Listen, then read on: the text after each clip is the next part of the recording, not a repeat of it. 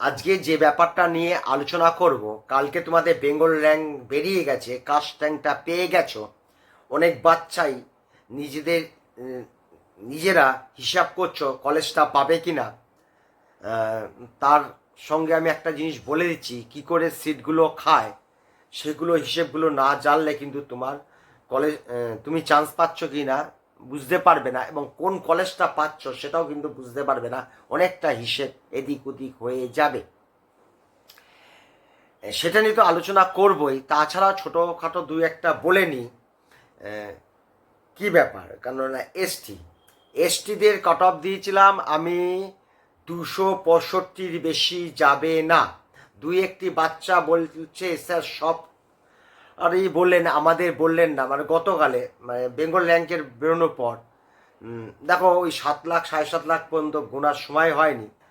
দু একজন বলছিল, সত্যতা যাচাই করিনি, 230-30-এর মতন নাকি গেছে। 8 লাখ না 7.5 লাখ এরকম একটা গেছে, 230-30 যা আসছে ওরকম।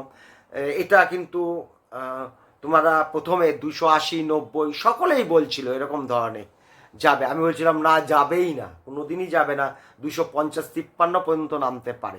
এসটিদের সিট কিন্তু অনেকটা বেড়েছে। যাই হোক, যা বলেছিলাম সেটা হয়ে গেছে। আর ইডাব্লিউএস নিয়ে বলবো, প্রথমেই সতর্ক করেছিলাম তোমাদের যদি কাগজ পেপার রেডি হয়ে যায়, যে কোনো র্যাঙ্ক হলেই তুমি কিন্তু পার্টিসিপেট করবে ফার্স্ট রাউন্ডে।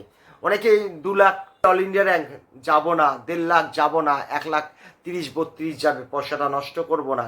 কিন্তু যারা গেছিল তাদের হয়ে গেল। আমি বারবার বলেছিলাম তোমরা কিন্তু যাবে। এই 5 বছরের মতন 5-6 বছর ধরে যে ইডাব্লিউএসটা হয়েছে, 2টি বছর কিন্তু এরম ধরনের ঘটনা হয়েছে। এবছর তো সব কিছু ছাপিয়ে গেছে। এবার সেমি গভর্নমেন্টে যে ইডাব্লিউএস কি যাবে বলা মুশকিল।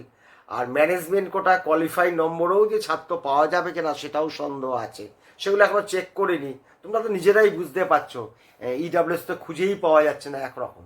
ইডাব্লিউএস এরটা গেল। এইবার সিটের ব্যাপারটা বলছি, কি করে একটা কলেজে এই সিটগুলো অ্যালট করে, সেটা কি করে হয়, এই সিট খাওয়া খাই ব্যাপারটা কি করে ঘটে। এক্সাম্পল হিসাবে আমি বুঝাচ্ছি। একটি কলেজ, 5টি কাস্ট, প্রত্যেকটা কাস্টে 50টা করে সিট আছে ধরে নাও।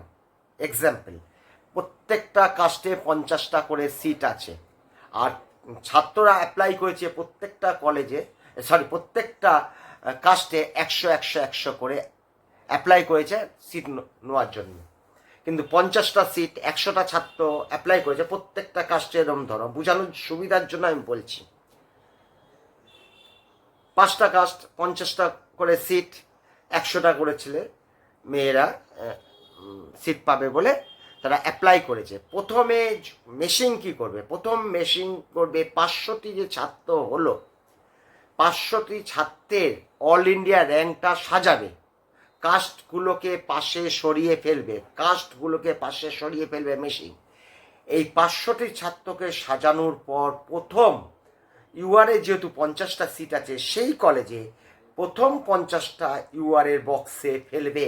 দেখা গেল 3 নম্বরটা ওবিসি, সে কিন্তু ইউআরএস সিটটা পেল।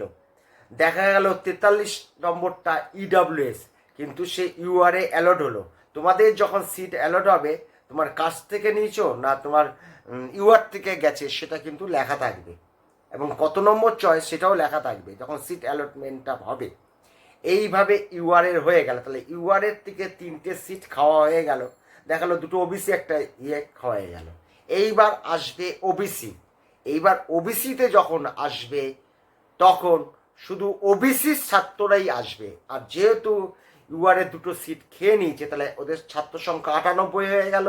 এইবার 98টাকে সাজাবে, প্রথম 50টাকে নিয়ে নেবে ওবিসিতে, বাকি 48টা অন্য কলেজের দিকে যাত্রা করবে।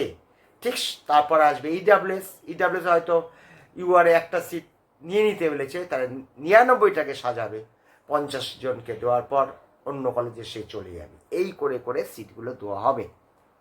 তাহলে ইউআর থেকে 3টে সিট গেল। এইভাবে 25টা কলেজ যোগা সমেত সিটগুলোকে ট্রান্সফার হবে। যখন ইউআরএ যখন যাবে তখন ওটা কাজ থাকবে না, তোমার অল ইন্ডিয়া র্যাঙ্ক হিসাবে সাজানো হবে। এই করে আর বছরে ৭৯টা মতন সিট ইউআর থেকে ট্রান্সফার করতে হয়েছিল। পিসির মধ্যেও আবার ট্রান্সফার হয়। আজকের মতন এখানেই শেষ করলাম। সকলেই ভালো থেকো।